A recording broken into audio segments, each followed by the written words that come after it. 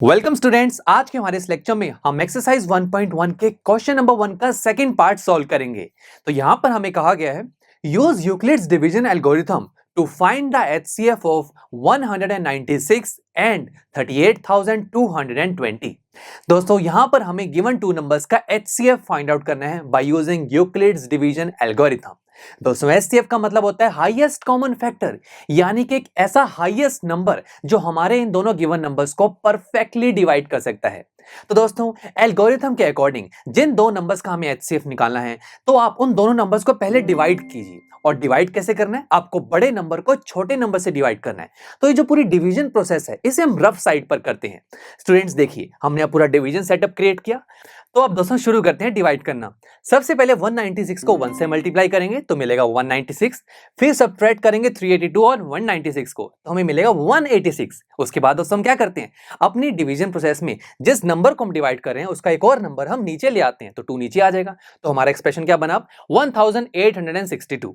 Now दोस्तों अब अगर मैं 196 को 9 से मल्टीप्लाई करूं तो मिलेगा मुझे 1764। अगेन इन दोनों को सब्ट्रैक्ट करेंगे तो मिल जाएगा 98। अब उसके बाद दोस्तों नेक्स्ट स्टेप क्या करेंगे? अभी मैंने आपको बताया था कि जिस नंबर को हम डिवाइड कर रहे हैं उसमें जो नंबर अब नेक्स्ट स्टेप में है उसे हम नीचे ले आएंगे। अब देखिए नेक्स्ट स्टेप में 0 है, उसे हम नीचे लेके आएंगे तो अब हमारे पास नंबर बचा 980। और दोस्तों मजेदार बात तो यह है कि अगर मैं 196 को मल्टीप्लाई कर दूं 5 से तो मिलेगा 980। और दोस्तों जब इन दोनों को सब्ट्रैक्ट करेंगे तो क्या मिलेगा? 0। तो अब दोस्तों डिवीजन प्रोसेस में हम जिस नंबर को डिवाइड करते हैं उसे हम बोलते हैं डिविडेंड। और हमारे इस चैप्टर में हम डिविडेंड को ए लेटर से शो करेंगे। तो a इज इक्वल टू हो गया 38,220। और जिस नंबर से हम डिवीजन परफॉर्म कर रहे हैं जो कि है 196, उसे हम बोलते हैं डिवाइजर, जिसे हम बी लेटर से शो करेंगे। नेक्स्ट राइट हैंड साइड पे जो नंबर आया है 195, ये होता है क्वोशंट जो क्यू लेटर से शो किया जाता है। एंड लास्ट में जो 0 बचा है ये होता है रिमाइंडर, जिसे हम आर लेटर से शो करते हैं। नाउ स्टूडेंट्स ये जो dividend, divisor, quotient and remainder, इन चारों में हमने एक ब्यूटीफुल रिलेशन भी स्टडी किया था, जो कि हमने स्टडी किया था यूक्लिड्स डिवीजन लेमा में, जो होता है dividend is equal to divisor multiply quotient plus remainder. और इसे मैं अब ऐसे भी लिख सकता हूं, a is equal to B Q plus R. चलिए वैल्यूज को पुट करते हैं।